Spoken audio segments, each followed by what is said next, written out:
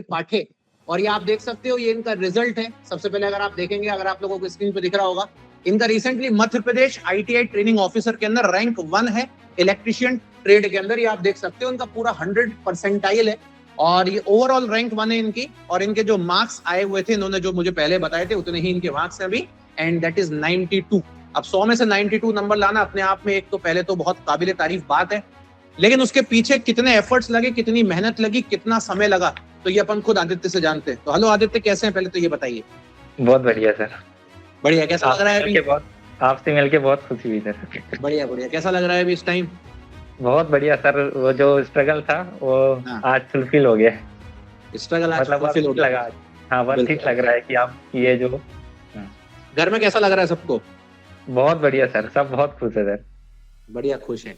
आदित्य, थोड़ा सा आप अपनी जर्नी बताइए, कब पास आउट हुए, कहाँ कौन से कॉलेज से पास आउट हुए, कब तैयारी किए, स्टार्ट करना? जो सर, सबसे पहले मैं सर MP के छिंदवाड़ा जिले के गांव, छोटे से गांव तुर्की खापा का रहने वाला हूँ सर। और 2018 में मेरा डिप्लोमा पास आउट हुआ था मैं। और उसके बाद से मैं ऑफलाइन आपसे जुड़ा था। उसके बाद कोविड के समय से फिर मैं रेगुलर आपसे ऑनलाइन जुड़ा रहा, फेसबुक के सहायता से। और 2022 में मैंने पहली बार TO का एग्ज़ाम दिया था। तब मेरे 3 वेटिंग लगी थी 2022 में। तब से मेरा मन था कि एग्ज़ाम को मैं क्वालिफाई करूँ।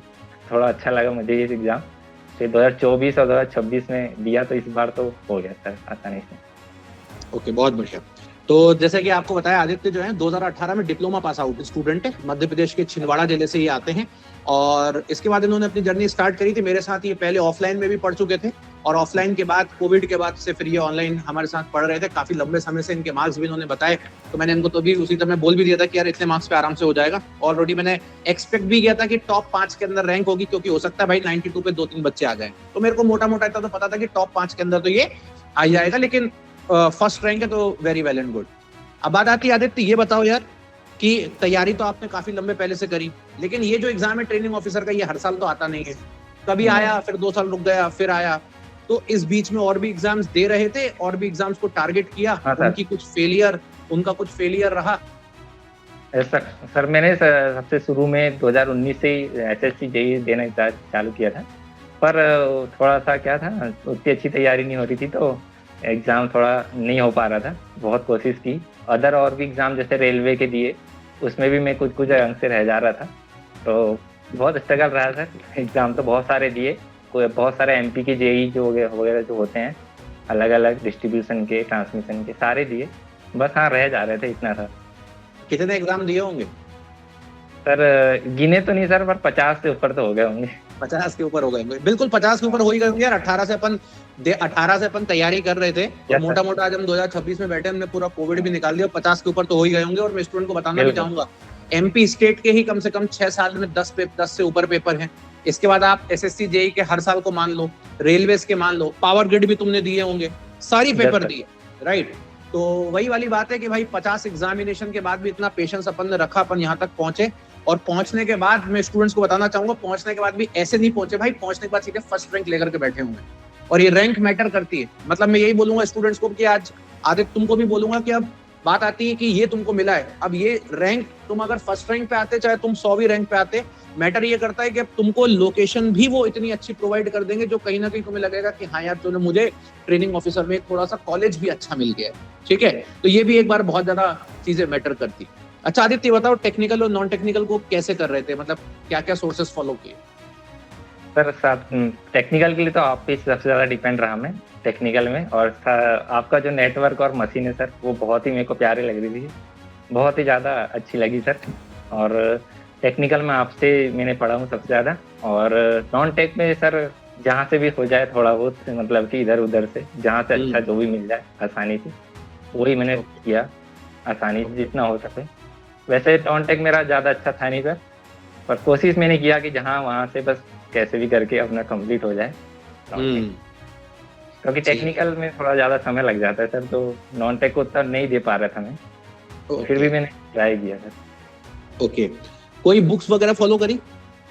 हाँ सर, बुक्स मैंने मेरा मतलब बुक्स को, मेरा मतलब सिर्फ इस एग्जाम के लिए नहीं, मेरा बुक को लेकर के मतलब है कि बीच में हमने कुछ बुक्स को भी इन्वॉल्व किया क्या अपनी प्रिपरेशन के बाद? सर टेक्स्ट बुक की कुछ बुक्स मैंने फॉलो की थी सर, आपकी जो आई हुई थी, और कुछ एक दो बुक और एक्स्ट्रा भी थी यूज की थी, बायोसिटी की वगैरह की, प्रीवियस ईयर की साथ साथ में। और टेस्ट बुक पे तो वैसे है सारे टेस्ट, दिक्कत नहीं जाती इतनी। पर ऐसा है कि सर हार्ड कॉपी रहती है तो बात अलग ही रहती है, कभी भी खोल के देख सकते हैं, वो ज्यादा काम करता है। राइट।